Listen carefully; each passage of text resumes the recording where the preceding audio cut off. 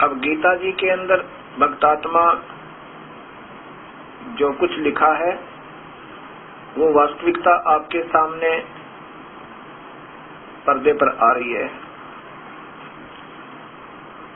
और उन महापुरुषों को जिन्होंने ये अधूरा ज्ञान दिया, उनसे इस दास की प्रार्थना है कि इस पर पुनः विचार करें, इसको अपना प्रेस्टीज इशू ना बनावें।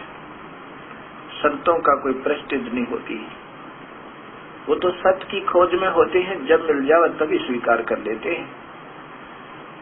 अब आदरणीय सुधांशु जी के बारे में चल रहा है, क्योंकि ज्यादातर भक्तात्मा हमारे पास इनके उपदेशी आए हैं और उन्होंने री उपदेश लिया है। उन्होंने बड़ी महिमा गाई थी इस महापुरुष की। हमने भी सोचा था कि अवश्य विद्वान पुरुष है, कुछ न कुछ सत्य को खोजा होगा, तभी तो इतनी दुनिया को अपने पीछे लगाया है। अब देखा तो वही की वही बात है। अब देखिएगा इनकी एक पुस्तक, अब देखिएगा ये सुधांशु जी द्वारा कृत आदि परम पूज्य सुधांशु जी महाराज के मंगल, ये लेना इधर, ये देखियो, हाँ, लोकप्रिय प्रवचनों के अंश, और नीचे देखो अमृत ज्ञान धारा जीवन में बहाए खुशी हो जाए। इसके इनमें ये स्वयं स्वीकार करते हैं कि गीता जैसा शास्त्र कोई नहीं। ये देखिएगा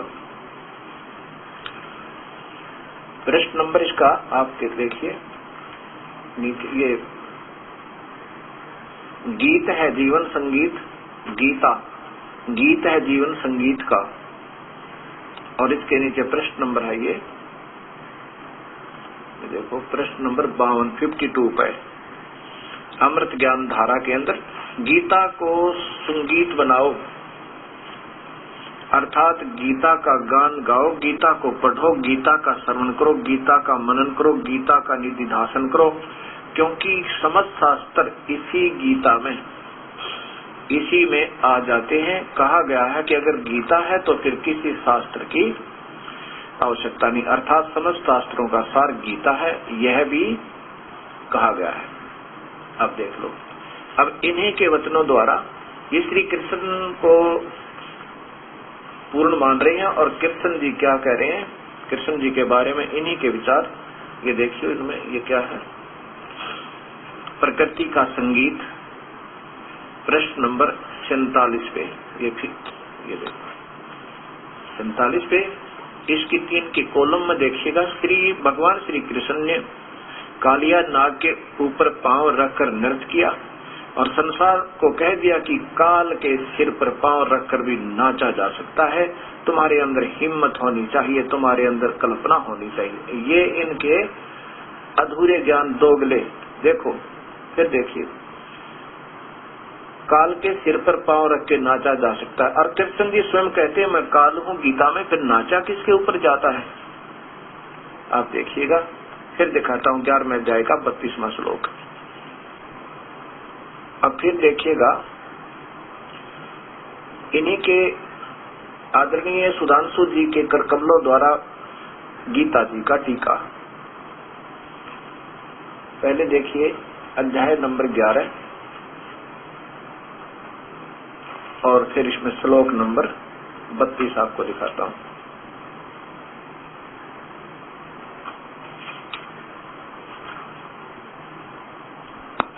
अर्जुन कह रहा है, 31वां श्लोक देखो पहले, मुझे बता कि इतने भयानक रूप वाला तू कौन है, देवताओं में श्रेष्ठ तुझको प्रणाम है। तब डरता हुआ अर्जुन बोल रहा है, मैं जानना चाहता हूँ कि तू आदि देव कौन है, क्योंकि मैं तेरे कार्य कलाप को नहीं जानता। अर्जुन पूछ रहा है, ये अर्जुनवाद है। अब 31वें श्लोक की बात है। अब 32वें में भगवान अपना बता रहा। अब एक बात बताओ, ये 32वां, अब अब ये भी बात सोचने योग्य है कि अर्जुन कह रहा है कि मुझे बताओ आप कौन है। कृष्ण जी को तो वो स्वयं जानते ही थे कि आप एक अच्छी आत्मा हो, हमारे भले में हो, कभी किसी का बुरा करते ही नहीं, सतोगुण हो, नेक आत्मा हो, रिश्तेदार हो। अब वो कहता अब तू बता कौन है, मैं तुझे इतने बूढ़े शिकल वाले होए होए विकराल रूप वाला भयभीत होकर कांपता हुआ सारा कांप रहा है अर्जुन जैसा योद्धा, तो भगवान का जिससे इतना बुरा डर लगे। अब यहाँ देखो, अब 32वां श्लोक देखो, इन्हीं के कर कमलों द्वारा ये स्वयं स्वीकार करता है कि मैं बढ़ा हुआ काल हूँ। कौन? श्री कृष्ण मानते हैं ये, लेकिन वो काल है जो कृष्ण जी का भी बाप है, पिताजी है। मैं लोगों का विनाश करने वाला काल हूँ और अब बड़ा हो गया हूँ। पहले बच्चा था कि मैं ये प्रकट होया हूँ, मेरी वास्तविकता तुझे अब दिखाई है। कृष्ण में प्रवेश था मैं, और यह इन लोगों का दमन करने में लगा हुआ हूँ। ये परस्पर विरोधी सेनाओं में पंक्तिबद्ध खड़े हुए योद्धा तेरे कर्म के बिना भी शेष नहीं रहेंगे। अब 20वां और श्लोक देखो, 11वें अध्याय का ही, क्षमा करना 21वां श्लोक देखें। उधर वे देवताओं के समूह तेरे में प्रवेश कर रहे हैं। अर्जुन कह रहा है आंखों देखाल, और उनमें से कुछ हाथ जोड़कर तेरी स्तुति करें, कुछ को तो तू खा रहा है। उधर वे देवताओं के समूह तेरे अंदर प्रवेश कर रहे हैं, अर्थात आप खा रहे हो। उनमें से कुछ हाथ जोड़कर तेरी स्तुति कर रहे हैं, बाकी बचे हुए हाथ जोड़कर स्तुति कर रहे हैं। महर्षियों और सिद्धों के समूह इनमें से कुछ को तो खा रहा है, बाकी बचे हुए हाथ जोड़कर मंगल हो, कल्याण हो कहकर अत्यंत प्रशंसा युक्त, प्रशंसा के भयभीत होकर डरे हुए मंत्रों से तेरी स्तुति कर रहे हैं। अब इसी बूंदी शकल न देकर कोई प्रसन्न हो जाएगा, कालजा फट जाए इंसान का। तो यहाँ अब विचार करना भक्तात्माओं। अब फिर वही सुधांशु जी द्वारा ही ये गीता मैं आपको दिखा रहा हूँ, जो का पहले प्रकरण चल रहा था 7वां अध्याय में। 7वें अध्याय का अब ये 23वां श्लोक में स्वीकार करते हैं भगवान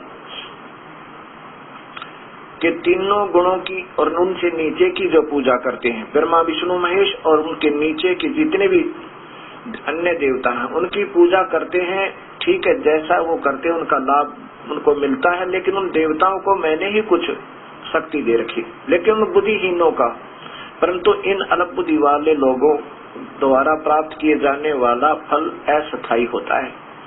अन्य देवताओं की पूजा करने वाले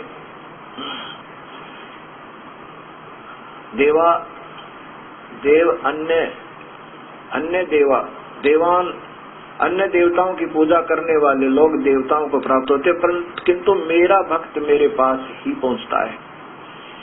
अब काल कहता है मेरा भक्त मेरे तक ही रहता है, लेकिन इसकी भी पूजा अधूरी बता दी पहले ही 7वें अध्याय के 18वें श्लोक। अब देखो आगे, फिर कहते हैं कि जो बुद्धिहीन लोग, जो मेरे परिवर्तनशील और सर्वोच्च उच्चतर भाव, अनुत्तम का अर्थ सर्वोच्च कर दिया, उच्चतर सबसे उत्तम, जबकि लिखना था सबसे घटिया, नीचतर सबसे नीच जानते, क्योंकि मेरा ये अटल और घटिया नियम है कि मैं कभी किसी के सामने नहीं आता, व्यक्त रूप में कभी आकार में नहीं आता। अव्यक्त हूँ मैं, तो निराकार हूँ, और व्यक्त हुआ मानते, अर्थात मुझे ये कृष्ण मान रहे बुद्धिहीन, मैं कृष्ण नहीं हूँ। यहाँ देखो 25वें श्लोक में, अपनी सर्जनशील शक्ति योग माया द्वारा आवृत होने के कारण मैं कुछ सब लोगों के सम्मुख प्रकट नहीं होता, सबका जिक्र नहीं, मैं कभी किसी के सामने भी प्रकट नहीं होता। यह मूढ़ जगत मुझे नहीं जानता, क्योंकि मैं अजन्मा और परिवर्तनशील हूँ, अपरिवर्तनशील हूँ। अब इसका अर्थ यह है कि नादान लोग मुझे नहीं जानते, मैं किसी के सामने नहीं आता, मैं तो बिल्कुल, ये मेरा अगम अटल नियम है। और मैं कभी कृष्ण की तरह माँ से जन्म नहीं लेता। वास्तविक ज्ञान तो आपको इस दास के द्वारा रचित सरलार्थ किया हुआ ये गहरी नजर गीता में, ये एक ही शास्त्र है इसको खरीदने के बाद अन्य शास्त्रों की आपको आवश्यकता नहीं पड़ेगी खरीदने के लिए। गहरी नजर गीता में, इसके अंदर आपको पूरी गीता मिलेगी।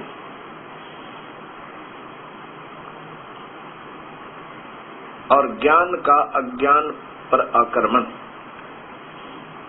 इससे आपको सही प्राप्त होगा जो कुछ भी गीता में वास्तव में कहा और क्या वास्तविकता है। अब आप इसमें भगवान कह रहे हैं, काल भगवान ब्रह्म भगवान बोल रहे हैं, ये काल बोल रहा है, श्री कृष्ण जी नहीं बोल रहे।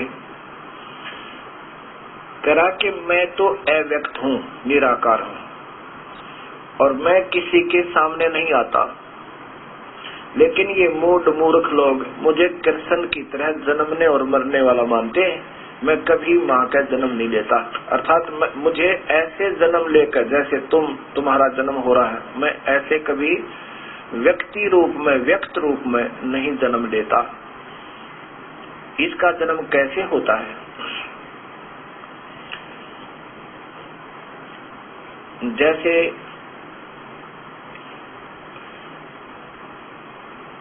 एक पारब्रह्म जो है, परब्रह्म अक्षर पुरुष, वो अचिंत की आज्ञा से, अचिंत कौन है? आपने सृष्टि रचना में सुना होगा, कबीर परमेश्वर का पुत्र है।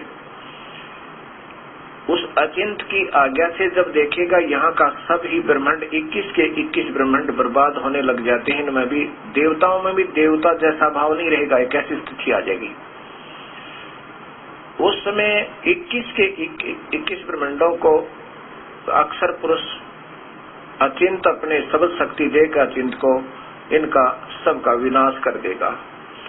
ये काल भी समाप्त होगा और साथ में प्रकृति देवी भी और सब ये जीवों का, उसमें सब ये ब्रह्मांड विनाश में आ जाएंगे, इनके ऊपर जीव नहीं रहेंगे। इन सब को कहाँ परब्रह्म के लोक में अलग अलग रख दिया जाएगा।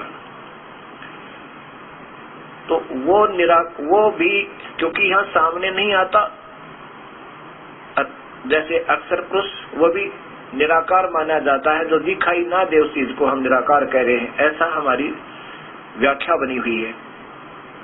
ऐसे ही एक काल आकार में है, फिर भी ये सबके सामने व्यक्तिगत रूप से सामने नहीं आता, इसको अव्यक्त कहा, शरीर रहित आकार रहित मान दिया, क्योंकि ये सामने आता ही नहीं, जो चीज हमें दिखाई नहीं देती, हम क्या बताएं वो कैसा है। उसके बाद अक्षर पुरुष भी अव्यक्त है, वो भी यहाँ व्यक्तिगत रूप से सामने नहीं आता। और फिर वास्तव में अव्यक्त वो कबीर परमेश्वर है, जो उनका वास्तविक स्वरूप है, वो इतना तेजो में, और लेकिन वही अपना ही दूसरा रूप बनाकर यहाँ आता, तब हम उसको स्वीकार नहीं करते, उसको भी अव्यक्त कहा है। अब 3 अपने मुख से गीता जी में अपने ही कलम अपने मुख से भगवान काल बोल रहा है कि हम 3 अव्यक्त हैं। मैं तो अव्यक्त हूँ ही हूँ, क्योंकि मैं किसी के सामने नहीं आता और अपने योग माया से छुपा रहता हूँ, अर्थात ये कहीं आकार में है। इसको अव्यक्त इसलिए मानते हैं हम सभी इन भगवानों को, 3 ही प्रभु हैं। अब क्या होता है कि इस परब्रह्म की कैसी मेजरमेंट है, कैसे पैमाना है इन समय के मापने का। जैसे ब्रह्मा जी का एक दिन 1000 चतुर्युग का होता है। ब्रह्मा जी का एक दिन 1000 चतुर्युग का होता है, और इतनी ही रात्रि होती है। ऐसे 30 दिन में कितने युग हो गए? 60,000 चतुर्युग एक महीने में, और एक वर्ष में हो गए 7,20,000 चतुर्युग, और 100 वर्ष से गुणा कर दो ब्रह्मा की आयु, ऐसे 100 वर्ष बनेंगे उनके, तो 7,20,00,000 इतने चतुर्युग। ये ध्यान से सुनना, जो चतुर्युग में दास बोल रहा है, तब एक ब्रह्मा मरेगा। ऐसे 7 ब्रह्मा मर लेंगे तब एक विष्णु की मृत्यु है, और 7 विष्णु मर जाएंगे तब एक शिव की मृत्यु है। एक शिव की मृत्यु जब होगी, परब्रह्म का एक युग गया, परब्रह्म का उस अव्यक्त का एक युग गया। अब देखना, ऐसे फिर ये इस काल की आयु है, ऐसे 1000 युग की इस काल की आयु है। 1000 युग जब ऐसे बीत जाएंगे तब इस काल की मृत्यु है। और फिर ये सब के सब उस अव्यक्त में, कुर्सी में, परब्रह्म में लीन हो जाएंगे। ये ध्यान से सुनना, ये बात अभी आपके सामने आएगी। और फिर उसी से दोबारा वो कबीर परमात्मा की आज्ञा से, अचिंत अचिंत की आज्ञा से, यही अक्षर पुरुष इनको फिर वापस ज्यों का त्यों वही आत्मा होगी, काल अपना काल रूप में, वही प्रकृति होगी, प्रकृति रूप में फिर इनसे सृष्टि उत्पन्न होगी। प्रकृति की शेरावाली में फिर ये सारे जीवात्मा फिर दोबारा ऐसे डाल दिए जाएंगे। और फिर ये कर्म आधार पर इनको 19 तिथियों से कर्म इनके समाप्त नहीं होते। उस अव्यक्त यानी अक्षर पुरुष के लोक में, परब्रह्म के लोक में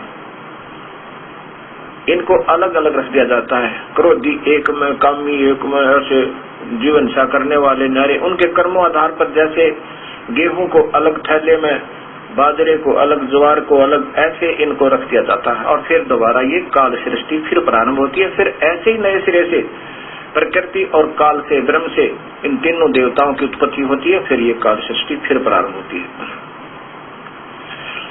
अब ये बहुत ध्यान से सुनने से आपके समझ में आएगा। अब गीता का एक, गीता तो वैसे स्वच्छ है, पवित्र शास्त्र है, लेकिन इसमें कुछ और ज्यादा अज्ञान हिंदी टीकाकारों ने कर दिया। गीता में कोई कमी नहीं। अब यहाँ क्या प्रश्न चल रहा है कि कहता है कि मैं तो अव्यक्त हूँ, कभी किसी के सामने नहीं आता, और मुझे अव्यक्त को ये व्यक्त मान रहे हैं, ये मेरा स्वभाव, मैं कभी सामने नहीं आता, ये मेरा अपरिवर्तनशील यानी अटल नियम है, मैं आकार में नहीं आता, और कृष्ण की तरह माँ से जन्म ऐसे नहीं लेता मैं। इसलिए काल भगवान कहता है 4 अध्याय के 5वें श्लोक में कि अर्जुन तेरे मेरे बहुत जन्म हो लिए, तू नहीं जानता मैं जानता हूँ। और कृष्ण के तो ना जाने कितने राम, 30 करोड़ राम रूप में, और कृष्ण जी पर विक्रम कितने हो लिए, ये तो अलग चीज है। अब 8वें अध्याय को दिखाता हूँ आपको, तब आपके समझ में आएगा कि 3 अव्यक्त हैं, और इन्हीं के कमलों द्वारा सुधांशु जी के द्वारा भाषा टीका की हुई गीता है। और इसको देखो, ये 8वां श्लोक, 8वें अध्याय का 16वां श्लोक देखें। ये 8वें अध्याय का 16वां श्लोक है। इसमें क्या लिखा है कि आब्रह्म भोन अलोका आभवन, आब्रह्म ब्रह्मानी है ये। इन्होंने अनजानपने में कहा कि ब्रह्मा के लोक से लेकर नीचे के सब लोक ऐसे हैं जिनसे फिर पुनर्जन्म की ओर लौटना होता है। परंतु हे कुंती पुत्र अर्जुन, मुझ तक पहुंच जाने के बाद फिर किसी को का पुनर्जन्म ग्रहण नहीं करना पड़ता। और ये स्वयं कह रहे हैं मैं तो जन्म मरण में हूँ, 4 अध्याय के 5वें श्लोक में। तो ये कहा, किस अतिथि में कहा है? अब देखो, ये एक ब्रह्मांड का चित्र फिर दिखाना है आपको, इसी से आपको सब समझ में आएगी। ये तो शिव का लोक है, ये स्वर्ग और नरक, ये इंद्र का लोक, ये बिल्कुल साथ ही है। ये धर्मराय का लोक है, ये है शिव का लोक, और ये है ब्रह्मा जी का लोक, ये ब्रह्मा का लोक है, और ये विष्णु का लोक, और ये ब्रह्म लोक है। ये काल स्वयं महाब्रह्मा, महाविष्णु, महाशिव रूप में, और यहाँ रहता है। यहाँ एक महा स्वर्ग बनाया हुआ है इस ब्रह्म लोक के कोने में। अब यहाँ देखिए पूरा चित्र को फिर देखिए, और इसी में ये कबीर परमेश्वर भी रहते हैं अपना दूसरा रूप बनाकर। अब क्या कहता है ये काल कि इस एक समय ऐसा आता, ये काल एक ब्रह्मांड की प्रलय स्वयं करता है, तो इसमें यहाँ तक ये सब विनाश में आ जाते हैं, ये सब लोग। और उस समय यहाँ इस महावर्ग में पहुंचे हुए प्राणी जितने बचे हुए होते हैं, उनकी कुछ पुण्य कर्म बचे हुए होते हैं, उनको अन्य ब्रह्मांडों में रख देता है। इसलिए कहता है कि मुझे यहाँ ब्रह्मलोक तक भी विनाश में आएंगे, ये कोई भी नहीं जन्म मरण से बच सकता। तो स्वयं कहते हैं मेरा भी जन्म मरण है, फिर ये कहाँ बचेंगे। और ये ब्रह्मा का लोक कि यहाँ तक के प्राणियों को कहना तो तुक नहीं बना, ये तो फिर एक ही जैसी स्थिति है इन तीनों की। तो यहाँ अब 21 ब्रह्मांड का चित्र आप देखिए।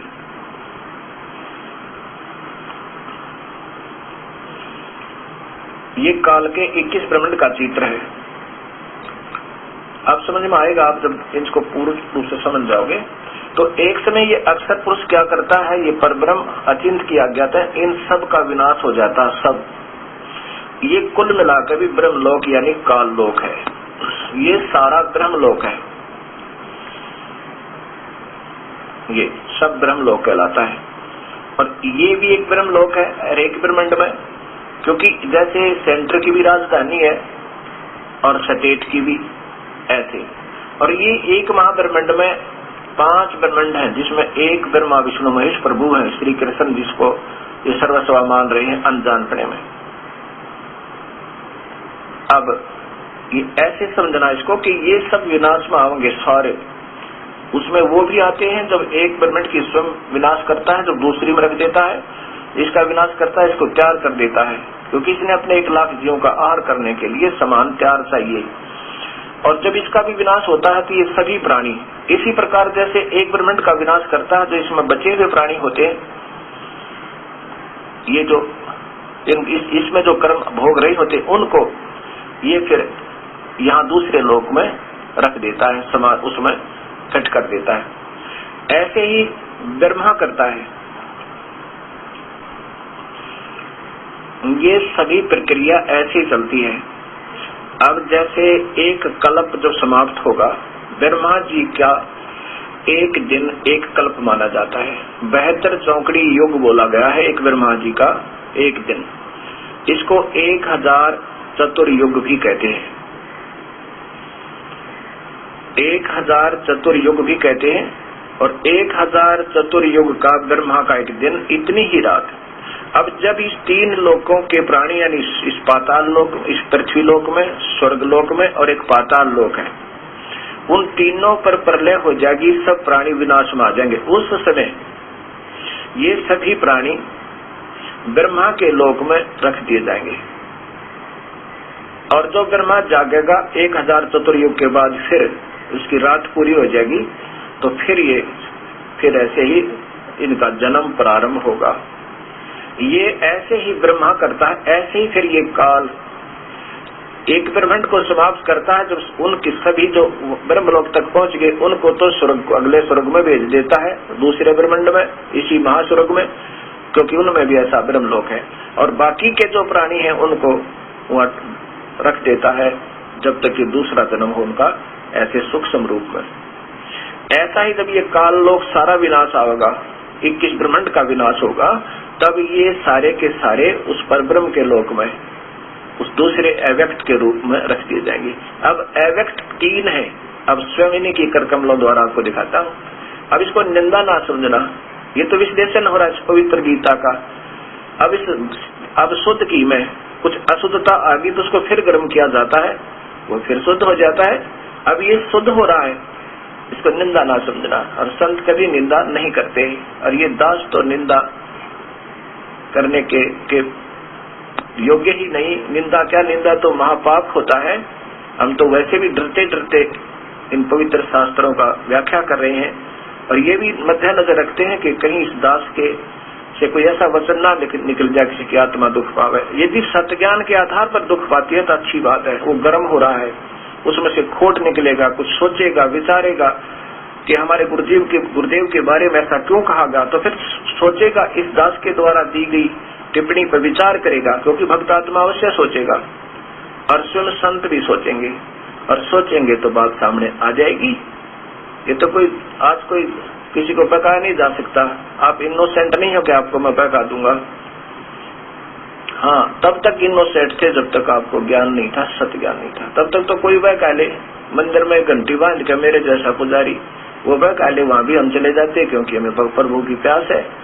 अब ये संत आत्मा इनका उद्देश्य तो सही है कि हम मार्ग बताओ भगवान का, लेकिन जो काल भगवान अपने पुत्रों को ही मार्ग नहीं बता रहा, उसको स्वयं भेद नहीं दे रहा, तुम कहाँ से पैदा होगे, तुम कौन हो, कितना आगे, ब्रह्मा को नहीं मालूम, विष्णु वहां चेत पड़ा से सैया पर, देवी भागवत महापुराण पढ़ के देखो, तो फिर इन संतों को कैसे वो ज्ञान दे देगा? वो तो कबीर परमेश्वर की परम कृपा अपने परम संत पर हुआ है और उसके सिर पर बैठा रहे वो मालिक, तब बात बन सके, ना तो यो कभी भी समझ में नहीं आ सकती। अब ये सुविधा होगी कि ये आस्था जैसे पवित्र चैनल ये बधाई के पात्र होंगे। एक दिन बता देता हूँ आपको कि ऐसे निर्मल ज्ञान को ये निर्भय के साथ सामने पेश कर रहे हैं, क्योंकि ये शास्त्रों में प्रमाण है। अब यहाँ देखिएगा, अब ये क्या है कि इनकी टिप्पणी, ये पहले तो आप देखिए अध्याय नंबर 8 है, ये इसी सुधांशु जी द्वारा टीका किया हुआ, महाराज जी आदरणीय सुधांशु जी द्वारा टीका किया हुआ, और ठीक है। अब फिर देखिएगा ये अध्याय नंबर 8 है, और इसी में आगे मैं आपको बता रहा हूँ 16 से प्रारंभ किया है, वो तो बाद में बताऊंगा, अभी 8वां अध्याय पूरा सुनाऊंगा आपको, क्योंकि ये ज्ञान ही तो है जो हमने सुनना है, चाहे किसी माध्यम से सुने। ये 16वां श्लोक है। इन्होंने लिख दिया कि ब्रह्मा के लेकर नीचे के सब लोग ऐसे हैं जिनके पुनर्जन्म की ओर लौटना होता है, परंतु हे कुंती पुत्र, मुझ तक पहुंच जाने के बाद फिर किसी को का पुनर्जन्म नहीं धारण करना पड़ता। अब यहाँ ब्रह्मा लोक लिख दिया इन्होंने अनजानपने में, लेकिन ब्रह्मा की तो आगे देखियो, फिर बताऊंगा आपको। अब ये स्वामी आदरणीय स्वामी रामसुख दास जी द्वारा टीका है इसी मद्भागवत गीता का, श्री मद्भागवत गीता सचित्र साधक सजीवनी पृष्ठ सहित नीचे देखिएगा, श्री राम सुखदास जी, स्वामी आदरणीय स्वामी राम सुखदास जी, इन्होंने भी टीका किया है। और 8वें अध्याय का, ये 8वां अध्याय देखो, अध्याय नंबर 8 श्लोक नंबर 16, आब्रह्म भोनालोका, वही 16वां श्लोक है। इन्होंने लिखा कि हे अर्जुन, ब्रह्मलोक तक, सुधांशु जी लिखते हैं ब्रह्मा के लोक तक, ये लिखा है ब्रह्मलोक तक सभी लोग पुनर्वर्ती वाले हैं, अर्थात वहां जाने पर लौट कर संसार में आना पड़ता है, परंतु हे कौंते, मुझे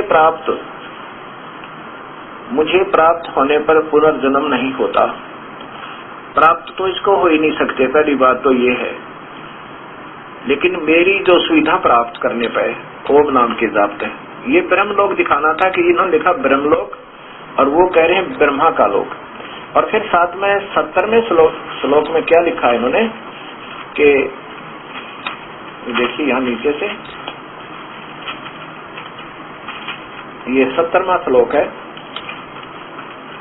इसका कैसे अर्थ किया है इन्होंने, जो मनुष्य, ये देखो, जो मनुष्य ब्राह्मण है, ये देखो ब्राह्मण है, नोट ब्रह्मा, ब्रह्मा ही लिखा जाता है यहाँ पर, होता है ब्राह्मण, ब्रह्मा के सहस्र युग, ये चतुर्युग नहीं लिखा, सहस्र चतुर्युग नहीं लिखा, केवल सहस्र युग पर्यंतम 1000 चतुर्युग वाले एक दिन को इन्होंने चतुर्युग लिखा है, जबकि संस्कृत है रात्रिम युग सहस्रानाम ब्रह्मणे सहस्र युग पर्यंत अहर, एक दिन तो एक दिन ब्रह्मा का बता रहे हैं ये, लेकिन ये ब्रह्मा का नहीं, ये उस ब्रह्मणे का अर्थ है उस बड़े भगवान, ब्रह्मणे माने बड़े भगवान, इस काल से बड़ा भगवान कौन है, ब्रह्मणे, उसका 1000 चतुर्युग का एक दिन होता है और इतनी ही रात होती है, ब्रह्मा की होती है 1000 चतुर्युग की।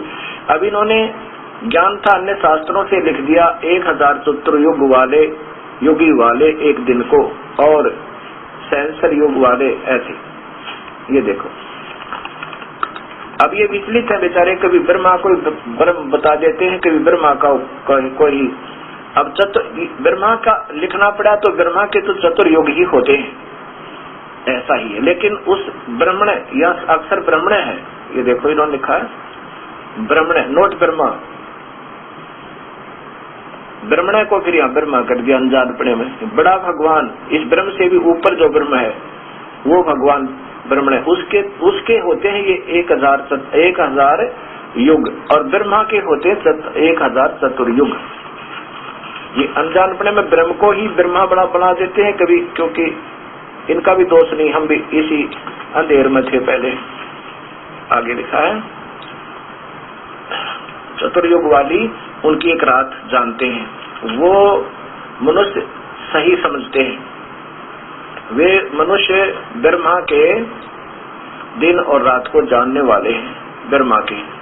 अर्थात इसका अर्थ ये बना है कि वो सही प्रकार से जानते हैं, जो सही ज्ञान वाले हैं वही बता सके ये कैसे है ये दिन और रात। इसी का प्रमाण इस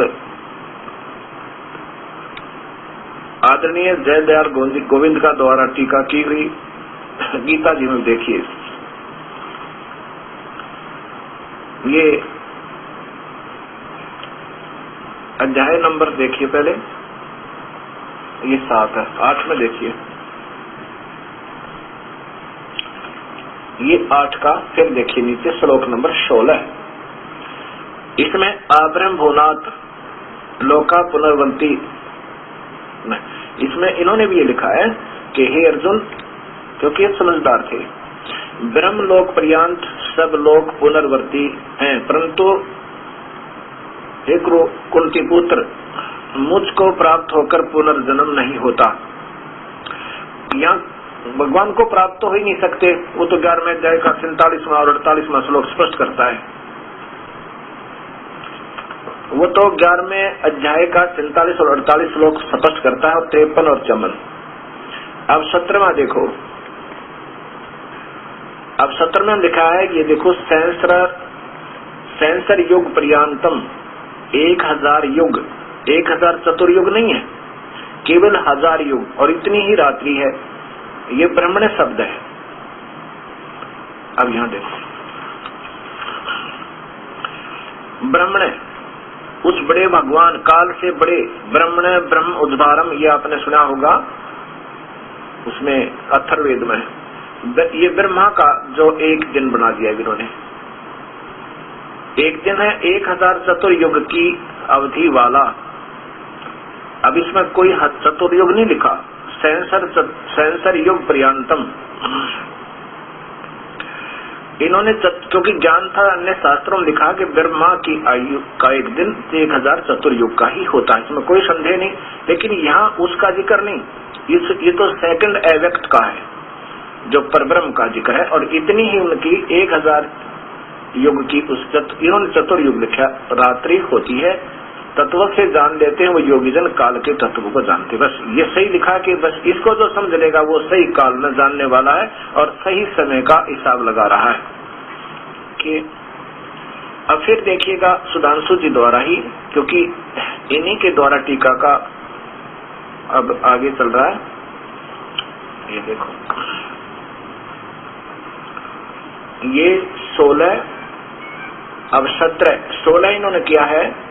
17 में क्या लिखा है कि वो तो ब्रह्मा का ही मानते हैं, इधर भी इन्होंने ब्रह्मा ही माना है। इधर देखिए 16 में भी इनको ब्रह्मा कहा है कि ब्रह्मा के लोक से लेकर नीचे के सब लोग, जबकि आब्रह्म ब्रह्मा नहीं है। और यहाँ देखो, ये ब्रह्मण है, ब्रह्मण है। जो लोग इस बात को जानते हैं कि ब्रह्मा का एक दिन 1000 युग की अवधि का होता है, नहीं, इन्होंने संस्कृत सरलार्थ यहाँ इसका ठीक कर दिया, चतुर्युग नहीं लिखा। तो इससे ये सिद्ध है कि इनको ये भी नहीं मालूम कि ब्रह्मा का एक दिन कितना होता है। शास्त्रों में प्रमाण है ब्रह्मा का एक दिन 1000 चतुर्युग का होता है। और दूसरे संत थे वो इनसे अच्छे ज्ञाता है शास्त्रों के, उन्होंने ठीक लिख दिया अपने हिसाब से कि ये इतना ही होना चाहिए था, यहाँ कैसे अधूरा रह गया। 1000 युगों की अवधि, यहाँ चतुर्युग अगर ब्रह्मा का मानते चतुर्युग लिखते ये, इसे सिद्ध होता है इन्होंने अन्य शास्त्रों का भी ज्ञान नहीं है। और यह ब्रह्मा की रात्रि 1000 युग लंबी होती है। वह दिन और रात को बनाने वाले व्यक्ति हैं, भगवान है। अब यहाँ 18वां देखें, दिन के आने में पर अव्यक्त से सब वस्तुएं प्रकट हो जाती हैं। देखो, दिन के आने से ये उस परब्रह्म का दिन जब आएगा तब ये उससे सब निकल आएंगी, प्रकट हो जाते हैं, और रात्रि आने पर ये वस्तुएं फिर उसमें लीन हो जाती हैं। अच्छा, आगे देखो, व्यक्त से, अब इस व्यक्त से तो होगी वो, क्योंकि ब्रह्म है वो, तो ये परब्रह्म है जो स्वयं बता रहा था वो ब्रह्म है, और ये परब्रह्म की। फिर लिखा कि हे पार्थ, यह बार बार जन्म लेने वाला अस्तित्वमान समूह का वस्तुओं का समूह बिल्कुल बेबस सा रात्रि के आगमन पर विलीन हो जाता है, और आगमन पर, दिन के आगमन पर फिर रात्रि में तो वो लीन हो जाता है और फिर अस्तित्व में प्रकट हो जाता है। ये देखो, इन्हीं के कर कमलों द्वारा 20वां श्लोक देखिए।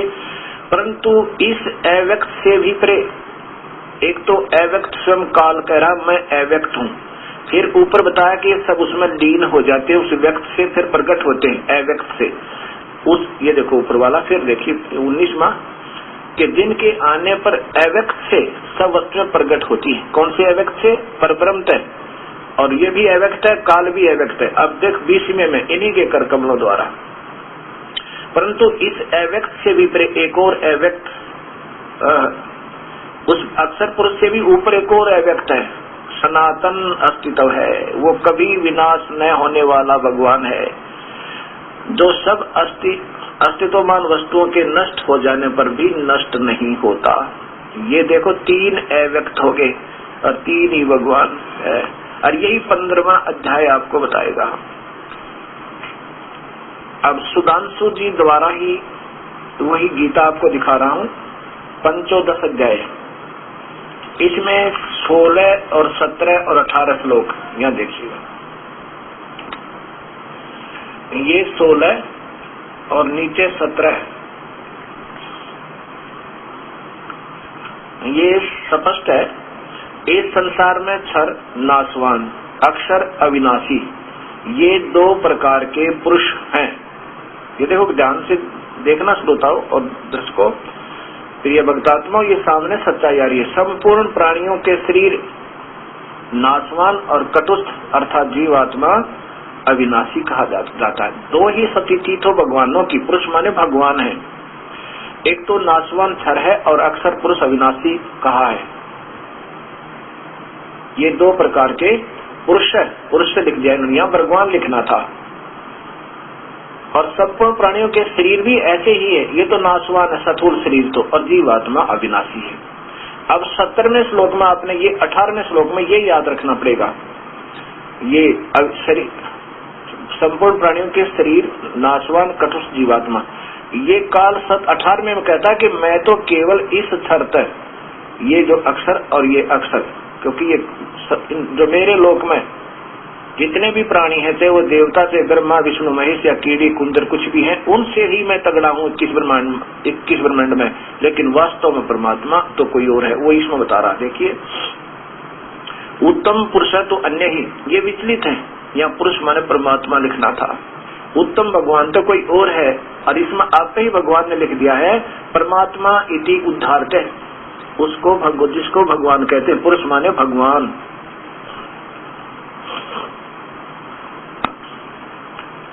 अब ये ध्यान रखना पड़ेगा आपने, 18वें श्लोक में काम आएगा कि वो कहता कि मैं कहा, ये देखो, उत्तम पुरुष तो अन्य ही है, यहाँ पुरुष माने परमात्मा लिखना था, जबकि सीधा इसी में रख दे दिया कि उत्तम पुरुष तो अन्य परमात्मा इति उदाहरता है, उसको परमात्मा कहा जाता है। वही परमात्मा वो पुरुष है जो वास्तव में भगवान कहलाता है, और जो वही अविनाशी ईश्वर वो वास्तव में अविनाशी है, तीनों लोकों में प्रवेश करके सबका धारण पोषण करता है, वो परमात्मा और है। तीसरा अव्यक्त जो कहा है वो है वास्तव में अव्यम ईश्वर है, वो वास्तव में अविनाशी परमात्मा है। और मैं तो, काल भगवान कह रहा है, मैं तो केवल ये देखिएगा 18वां श्लोक है कि मैं तो केवल इसलिए पुरुषोत्तम कहलाता हूँ वेद में और लोक में। वैसे तो लोक वेद होता है सुनी सुनाई बातों में, इस लोक में काल के लोक में, और इस वेद के आधार पर मुझे केवल इसलिए भगवान उत्तम भगवान कहते हैं। मैं उत्तम नहीं हूँ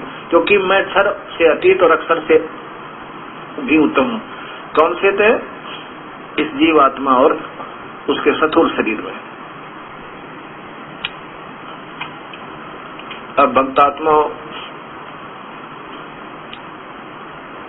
यदि इस दास से भी कोई गलती हो जावे, क्योंकि मैं भी एक जीव हूँ,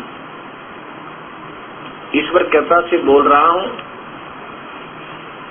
मेरे से अगर कोई गलती हो जावे, कोई गलत टिप्पणी हो जावेगी तो मैं दोनों कान पकड़कर क्षमा याचना करूंगा समाज के सामने कि कहीं मुझसे कोई ऐसी गलत टिप्पणी ना दे दी गई हो जिससे समाज गुमराह हो जाए। और नाक रगड़ने में भी संकोच नहीं करूंगा कि मेरे से गलती होगी, मैंने गलत मार्गदर्शन कर दिया। और जिन महापुरुषों ने अभी तक गीता को सत्य मानते हुए उसके सत्य का ज्ञान नहीं हुआ, ये उनका दोष नहीं। उन बेचारों की तरफ तो प्रभु के पाने की थी, जैसे ये दास भी ना जाने कहां कहां बर्मा बैठ गया था। इनकी पुस्तकों को पढ़ते थे, कोई सिर और मुख सामने नहीं आ रहा था, कोई सिरा नहीं, कोई मुख नहीं, कोई पैर नहीं, किसी के हाथ नहीं, जो मन में आई वही कह रखी थी। तो हम भी ऐसे विचले थे। ये तो ना जाने से गौर कलयुग में कैसे कृपा कर दी उस परमेश्वर कबीर परमेश्वर ने, और उसी की परम शक्ति उस परमात्मा मेरे प्यारे गुरुदेव ने। न ये दो कोटि का जीव और ऐसे निर्मल ज्ञान को ऐसे कैसे समझा सकता था? उस परमेश्वर की रजा है, कबीर परमेश्वर की, अनंत कोटि ब्रह्मांड के मालिक की। और वही अपना आप सत्य ज्ञान अपने बच्चों को, क्योंकि हम सभी उसी की आत्मा है। अब काल ने हम सबको भ्रमित किए हुए काल अपने पिता का, हमारे को अपने पिता का वास्तविक ज्ञान होने नहीं देता। इन अपने ही अधूरे ज्ञान पर अपने ही ऐसे ही संत, क्योंकि ये भोली आत्मा सभी घूम रही थी प्रभु की तलाश में, इनको जैसे गुरुदेव मिले वैसा इन्होंने ज्ञान भर लिया। और फिर आगे भक्तात्माओं को बताना शुरू कर दिया। उद्देश्य तो सही है, लेकिन रास्ता जाना था किसी ने उड़ीसा में और भेज दिया पंजाब में, दिल्ली तक, या आगे जो श्रीनगर भेज दे, तो इससे अच्छा चुप रहते वो बढ़िया था। अब फिर देखिए आदरणीय आचार्य सुधांशु जी महाराज के द्वारा अध्याय नंबर 7 ही है। अब इससे आगे चलेंगे, क्योंकि अभी आपने 24 और 25 सुन लिया। ये देखो, ये आपने 25 का व्याख्या सुनी, अभी आपने ये 25 की व्याख्या सुनी। इसको सुलझाने के लिए अव्यक्त को, कि मैं किसी के सामने प्रकट नहीं होता, उस अव्यक्त को मेरा ये अविनाशी अटल भाव है, इसको समझाने के लिए कितने प्रमाण देने पड़े जब ये 24 और 25 श्लोक क्लियर हुआ, स्पष्ट हुआ। अब 26 देखो, हे अर्जुन, मैं उन सब प्राणियों को जानता हूँ जो अतीत में हो चुके हैं और इस समय विद्यमान है, भविष्य में होने वाले हैं, परंतु मुझे कोई नहीं जानता।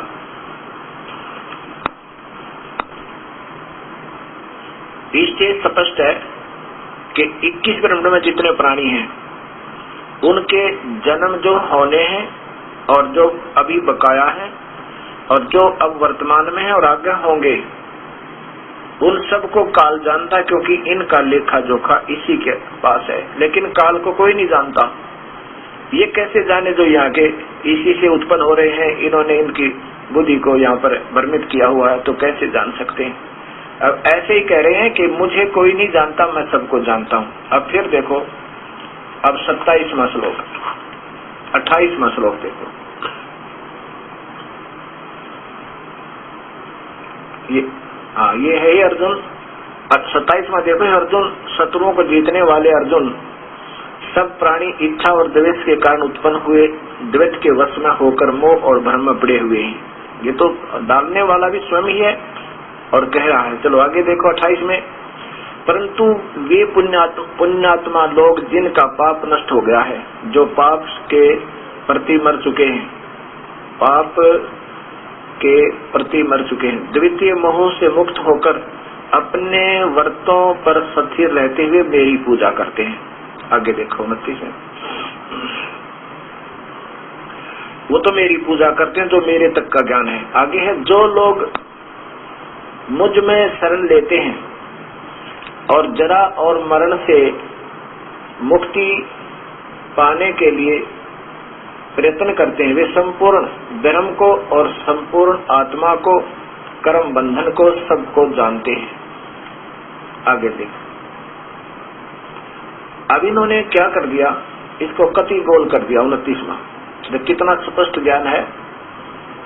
ये लिखा है तद्विद ब्रह्म, इसका अर्थ बनता है जो उस परमात्मा को जानते हैं, उस ब्रह्म को जानते हैं, उस परमात्मा को, तत् ब्रह्म यानी उस पूर्ण परमात्मा को जानते हैं। इसको सुलझाने के लिए अन्य दो संतों की और आपको व्याख्या दिखानी पड़ेगी। ये श्रीमद् भगवत गीता आदरणीय श्री आसाराम जी द्वारा टीका, आदरणीय संत श्री आसाराम जी आश्रम अहमदाबाद से, उनके द्वारा ये टीका है। इसमें भी 7वें अध्याय के अंदर 29वां श्लोक देखें।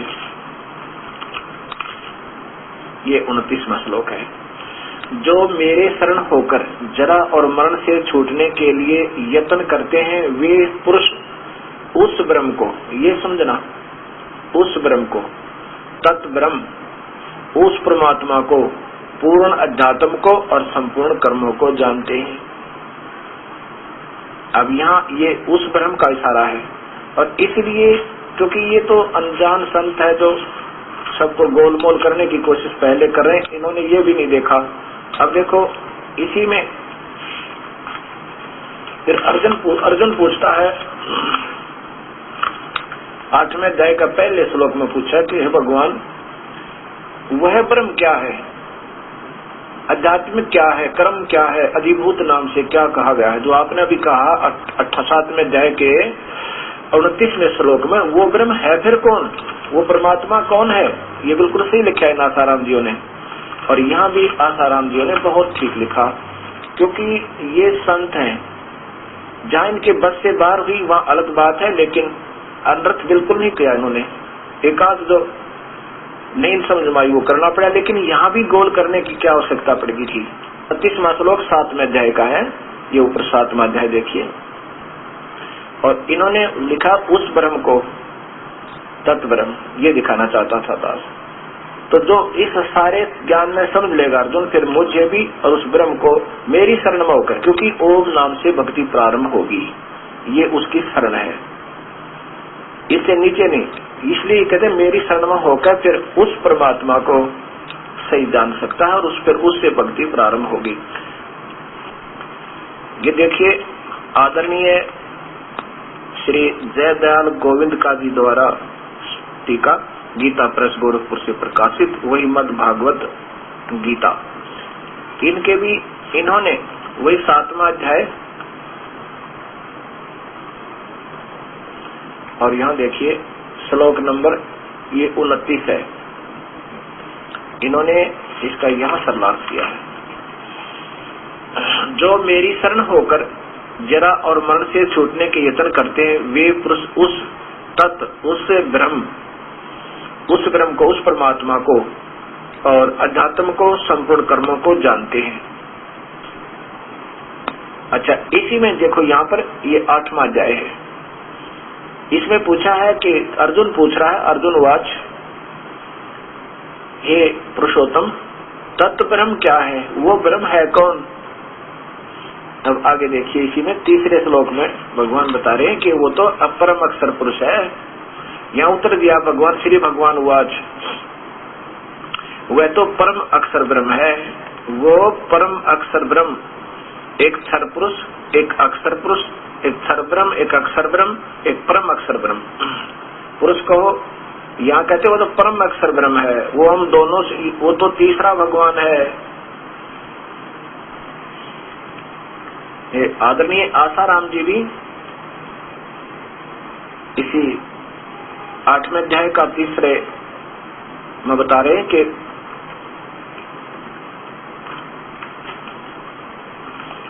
ये देखिएगा अध्याय नंबर 8वां अध्याय कि अर्जुन पूछता कि वह ब्रह्म कौन है, वह ब्रह्म क्या है। तो तीसरे में उत्तर दे रहे हैं, ये स्वयं श्री भगवान ने कहा कि परम अक्षर ब्रह्म है, वो पूर्ण परमात्मा है। अपना नहीं बताया कि मैं हूं। अब देखो सुधांशु जी द्वारा, अब भक्तात्मा अब स्वयं निर्णय करेंगे। ये दास किसी को छोटा या बुरा बताने योग्य नहीं है, क्योंकि मैं सबसे निम्न सत्र का प्राणी हूं और प्रभु ने मेरी ड्यूटी लगा दी इस सच को ऊपर लाने के लिए और अनजान लोगों की दृष्टि में निंदा का पात्र बनने की। लाल को ढूंढने के लिए कीचड़ में जाना पड़ सकता है, गोबर में भी जाना पड़ सकता है, टिट्टी में भी हाथ देने पड़ सकते हैं। तो और ये तो पवित्र पुस्तकें हैं, इनमें थोड़ी सी मेहनत की आवश्यकता है और कृपा परमेश्वर की। तो बेशक अनजान व्यक्ति आज मुझे निंदक जानेंगे, लेकिन एक दिन आपके हृदय में एक विशेष स्थान बनेगा इस दास का। दास का तात्पर्य ये नहीं है कि मैं अपनी महिमा का भूखा हूं, लेकिन हृदय में एक विशेष स्थान बनेगा इस दास का। दास का तात्पर्य ये नहीं है कि मैं अपनी महिमा का भूखा हूं, लेकिन इस सच्चाई का जो थोड़ा बहुत सच्चाई को बताता है या कोई ऐसा ज्ञान देता है, उसके प्रति स्वयं श्रद्धा बन जाती है। लेकिन मैं श्रद्धा के योग्य भी नहीं हूं, इसलिए कहना पड़ा कि आप अभी मुझे निंदक जानेंगे, लेकिन फिर याद करोगे इस आस्था चैनल को, ये सारा संसार याद करेगा कि ऐसा परम रहस्य है और संसार के सामने इतनी कटु सत्य को कैसे हिम्मत की इन्होंने ऐसे चैनल पर लाने की। ये भी धन्य है इनके माता पिता ने, धन्य है इनके इतने प्रभु पे विश्वास को के सांच को आंच नहीं होती। अब देखो आदरणीय सुधांशु जी ने तो उन संतों से भी नीचे गिराने की चेष्टा कर दी इस सत्य ज्ञान को और ज्यादा उलझाने की। इसमें स्पष्ट लिखा है तत् ब्रह्म, 29वां श्लोक वही 7वें अध्याय का चल रहा भी, किम तद तत्विद, वह तत् ब्रह्म क्या। इसने तत् को समाप्त कर दिया, ब्रह्म उनका आपने देखा कि वो तत् ब्रह्म उस ब्रह्म की शरण में के बारे में और मेरे बारे में सब जान जाते हैं। जो लोग मुझ में शरण लेते हैं, जरा और मरण से मुक्ति को पाने के लिए प्रयत्न करते हैं, वे संपूर्ण ब्रह्म को और संपूर्ण आत्मा को, यहाँ लिखा है तत् ब्रह्म को, उस ब्रह्म को और संपूर्ण आत्मा को और कर्मों के संबंध में बातें जान जाते हैं। जो यहाँ से छूटना चाहते हैं ना मेरे से, मेरी शरण में रहकर, अर्थात जो मेरे काल के जाल में फंसे हुए हैं, उनको ज्ञान हो गया, फिर वो जो उस परमात्मा निकलने की चेष्टा वो करेंगे जो उस परमात्मा के बारे में और मेरे बारे में कि मैं काल हूँ, वास्तव में काल हूँ, किससे नहीं छोड़ूं, सब न खाऊंगा, वो फिर यहाँ से निकलने की चेष्टा करते हैं। उनको सही ज्ञान हो गया। इसका अर्थ ये बने अभिनय के द्वारा, ये देखिएगा सुधांशु जी द्वारा 8वां अध्याय, यहाँ पर भी इन्होंने तत् ब्रह्म को समाप्त कर दिया। ये लिखा सीधा अर्जुनवाद किम तत् ब्रह्म, वो तत् ब्रह्म क्या है जो आप 7वें अध्याय के 29वें श्लोक में कह रहे थे। इन्होंने सीधा लिख दिया ब्रह्म क्या है, तत् ब्रह्म वो ब्रह्म क्या है, वह ब्रह्म क्या है, ये लिखना था। ये सामने संस्कृत भी देख सकते हैं, आत्मा क्या है जो आगे देखो। और फिर तीसरे में और गोल कर दिया ब्रह्म या परम अनस्वर है, ब्रह्म या परम अनस्वर है, यह लिखना था। जैसा कि उन महापुरुषों ने लिखा है कि वो परमात्मा वो परम अक्षर ब्रह्म है, वो परम अक्षर। ये देखो अक्षरम ब्रह्म परमम, वह अक्षर ब्रह्म, वो परम अक्षर ब्रह्म है। परम अक्षरम ब्रह्म, वो परम अक्षर ब्रह्म है जो वास्तव में पूजन के योग्य है। आगे देखिए, ये तीसरा श्लोक आपने सुन लिया, इसमें इन्होंने ये उलझा दिया, और इसको आप ज्यादा पढ़ने के लिए गहरी नजर गीता मंगवाइए, आपको बाय कोरियर भेजेंगे। अब देखिएगा, चौथे में लिखा है कि सब सृजी हुई गई वस्तुओं का आधार परिवर्तनशील प्रकृति है। ये इन्होंने अपने हिसाब से किया, कोई बात नहीं, जो भी ठीक है इसको मान लीजिए। आगे देखिए, पांचवें में क्या क्या भगवान ने कि मृत्यु के समय जो केवल मेरा ध्यान करता हुआ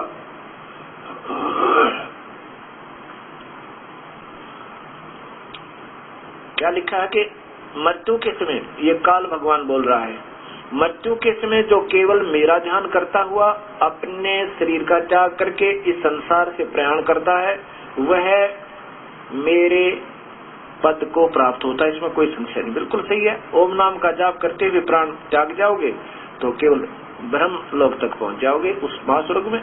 सत्य। आगे देखिए, छठे में कहा कि किंतु कुंती पुत्र अंतिम समय में मनुष्य जिस समय की दशा को ध्यान करता हुआ शरीर त्यागता है, वह उसके ध्यान सदा मगन रहता है, उस दशा को प्राप्त होता है। इसमें सीधा लिखा है कि जो मेरी पूजा करे तो मेरे को प्राप्त होगा, और उस भगवान को बजेगा और तो अंत में उसका उसी में ध्यान होगा तो उसको प्राप्त होगा। दो बात ही को ना, कितना पवित्र ज्ञान है गीता जी का, कितना श्रेष्ठ और तरती वाइज है। काल भगवान कह रहे हैं कि यदि मेरी तो भक्ति करेगा, ओम नाम के जाप तो बता रखी है कि मेरा मंत्र तो ओम नाम से चलेगा, और इसका जाप करता हुआ और मेरा अंत में मैं मेरे ही सिमरण में तेरा ध्यान रहेगा, क्योंकि जिसका सिमरण जो करेगा अंत में उसी का ध्यान रहेगा, तो मुझे प्राप्त होगा, इसमें कोई शंका नहीं। और फिर छठे में बताया है कि जो जिस अतिथि में और जिसका भी सिमरण करता हुआ अंत में मैं ध्यान में अंत समय में जिसका ध्यान करता है मृत्यु वेला में, तो वो उसी को प्राप्त होता है। तो इससे फिर कह रहा है कि तुम युद्ध भी कर, आगे देख 7वें में, तो युद्ध भी कर और मेरा सिमरण भी करे तो मुझे ही प्राप्त होगा, बिल्कुल कोई संदेह नहीं। और 8वें में फिर देखना, 8वें श्लोक में स्पष्ट कर दिया, उस परमात्मा की भक्ति करनी, तत्ब्रह्म जो पहले बताया था। ये वही गीता आदरणीय आचार्य सुधांशु जी महाराज द्वारा टीका है। इसी में इन्हीं के कर कमलों द्वारा 7वां श्लोक देखिए 8वें अध्याय का, इसलिए तू सदा मुझे याद कर। छठे में स्पष्ट कर दिया कि मेरी भक्ति करेगा, मुझे जिसका जो भजन करेगा उसी को प्राप्त होगा अंत में, क्योंकि जो पहले भजन किया होगा उसी का ध्यान रहेगा। इसलिए तू सदा मुझे याद कर और युद्ध कर। जब तेरा मन और बुद्धि मेरे और एकाग्र रहेगी तो निसंदेह मुझे ही प्राप्त होगा। बिल्कुल सही है, अपने ही कर कमलों से सुधांशु जी लिख रहे। आगे देखना 8वें में, ये पार्थ, जो व्यक्ति निरंतर अभ्यास द्वारा चित्त को योग में लगाकर उस परम पुरुष का ध्यान करता है। अब कहाँ तक छुपाओ बेचारे, कहाँ तक छुपा सकते हैं सच्चाई को। ओए होए होए,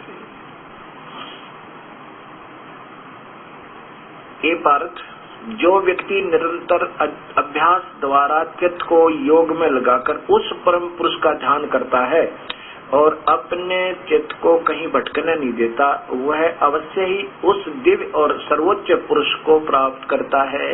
ये मालिक, वह अवश्य ही उस दिव्य और सर्वोच्च पुरुष को, परमात्मा को, यानी काल से ऊपर सर्वोच्च सबसे ऊपर वाला तीसरा भगवान, उसी को प्राप्त करता है। जो उसका ध्यान करता हुआ शरीर छोड़ता है। तो आगे देखो 9वें में, जो व्यक्ति दृष्टा उस पुरातन शासक का ध्यान धरता है,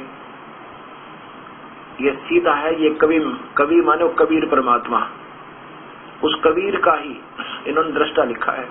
जो व्यक्ति उस कबीर परमात्मा का, वही पुरातन शासक, वास्तविक सबसे पहले वाला भगवान का ध्यान धरता है, जो कि सूक्ष्म से भी सूक्ष्म है और सबका धारण करने वाला वो तीसरा भगवान, जिसके रूप का ध्यान भी नहीं किया जा सकता और अंधकार से परे सूर्य के समान रंग वाला है। अब ये अपने हिसाब से इन्होंने थोड़ा सा चेंज कर दिया, कोई बात नहीं, इसी को सत्य मानकर चलते रहिए, इसमें ज्यादा फर्क नहीं पड़ेगा। अब ये क्या किया कि वो परमात्मा कबीर है, ये कवि,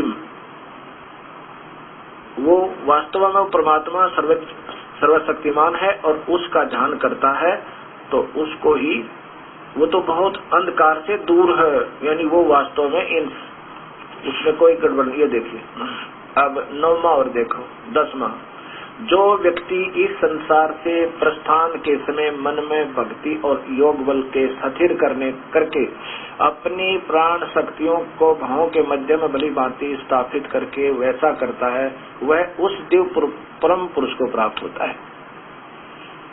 अब देख लो, उस दिव्य परम पुरुष पूर्ण परमात्मा को प्राप्त होता है, ये अपने ही हाथों से लिख रहे हैं। और ये सिर्फ कृष्ण जी को सर्वस्व सर्वशक्तिमान और फिर शिव जी पर पहुंच गए।